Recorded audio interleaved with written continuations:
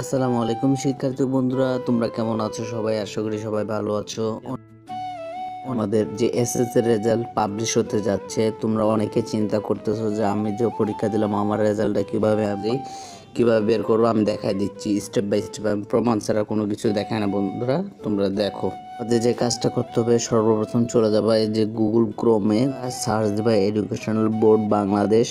এই আসার বাংলাদেশ, এই বাংলাদেশের উপরে প্রেস চাপ দিবা এক্সামিনেশন, এখানে তোমরা চাপ দিয়ে নিবা। যদি এসএসসি দাখিল বছর, এখানে কোন বছরে তুমি পাস করেছো, 2023, যেহেতু 2023 দিয়ে দিবা।